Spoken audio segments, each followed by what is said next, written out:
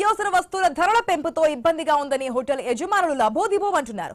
ఇప్పటికైనా ధరలపై పునరాలోచన చేయాలని కోరుతున్నారు.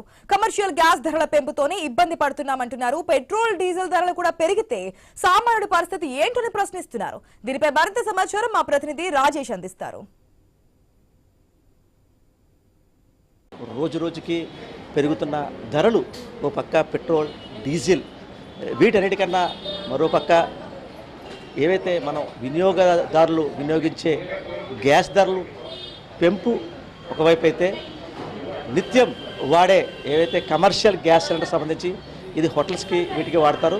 వీటికి సంబంధించి ఒక్కసారిగా 3,000 రూపాయలు ధర పెరగడంతో హోటల్ యజమానులు అయితే డొగ్గోలు పెట్టే పరిస్థితి పడుతుంది.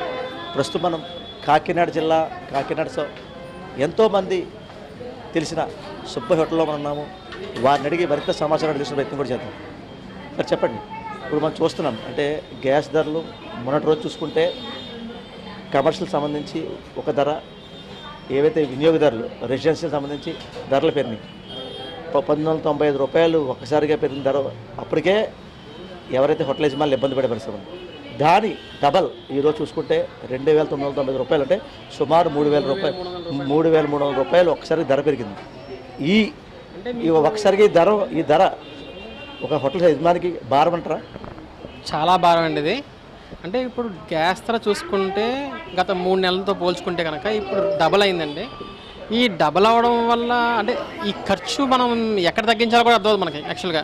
ప్లస్ సప్లైలో కూడా కొడుతుంది. అంటే మనకి ఎంత కావాలో అంత దొరకట్లేదు. దాంతోపాటు మనకి సప్లైలో కొడుతుందండి గ్యాస్. మీకు డబల్ అయిపోయింది కాస్ట్ ఉన్నట్టుండి. యాక్చువల్గా ఈ ఫస్ట్ నుంచి అయితే మీకు 1,000 రూపాయలు పెరిగిందండి ఒక్క 19 కేజీల సిలిండర్కి.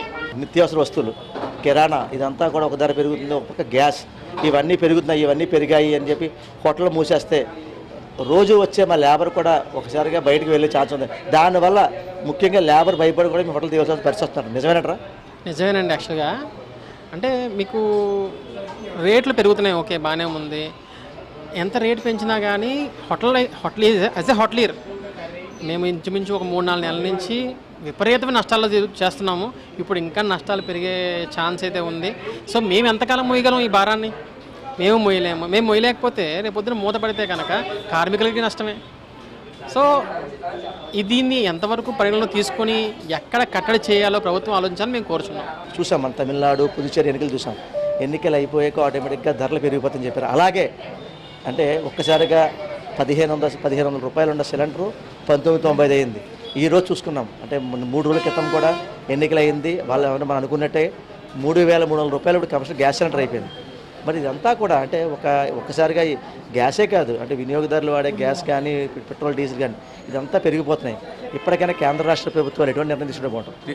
తీసుకోవాలండి. ఎందుకంటే ఇది ఇప్పటి వరకు మంచి చేసి ప్రభుత్వం మారి అంతా ఒక ఎత్తు అయితే ఈ రేట్లు పెంచడం వల్ల ఆలోచన చేయాలండి. కేంద్ర రాష్ట్రం ప్రభుత్వాలు చేయాలి. ఎందుకు అంటే ఇప్పటి వరకు చేసిన మంచి ఎంతైతే ఉందో ఈ రేట్లు పెంచడం వల్ల ఇందులో ప్రభుత్వం వైఫల్యం చెందిందండి. ఓవరాల్గా గత 3 నెలల నుంచి పెరుగుతున్న గ్యాస్ ధరలు మాకు హోటల్కి సంబంధించి చాలా పెనుభారంగా ఉంది. ఇప్పటికైనా కేంద్ర రాష్ట్ర ప్రభుత్వాలు దీనిపై దృష్టి పెట్టి గ్యాస్ ధరలు తగ్గితేనే మేము వ్యాపారం చేయగలమని చెప్పి ఒక్కొక్క వ్యాపారులు చెప్పి పరిస్థితి పడుతుంది. ఇప్పటికైనా తమిళనాడు, పుదుచ్చేరి ఎన్నికల తర్వాత ఖచ్చితంగా ధరలు పెరుగుతాయనే ప్రచారం అయితే ప్రభుత్వాలు కాదు అని చెప్తున్నాయి. మరోపక్క ఏవైతే గ్యాస్ ధరలకు సంబంధించి పెరిగి 3,300 రూపాయలకి కమర్షియల్ సిలిండర్ పెరిగినాయి. ఇలాగే పెట్రోల్ డీజిల్ ధరలు పెరిగితే చాలా ఇబ్బంది అవుద్ది. ఇప్పటికైనా కేంద్ర రాష్ట్ర ప్రభుత్వాలు ఖచ్చితంగా ఒక నిర్ణయం తీసుకుంటే కానీ ప్రజలకి భారం కాకుండా ఉంటుందని చెప్పి ఒక పక్క వినియోగదారులు, మరోపక్క హోటల్ యజమానులు అయితే చెప్పే పరిస్థితి పడుతుంది. ఇదే కూడా తాజా పరిస్థితి. కెమెరా పర్సన్ సతీష్తో రాజేష్, ఐ న్యూస్, కాకినాడ జిల్లా, కాకినాడ నుంచి.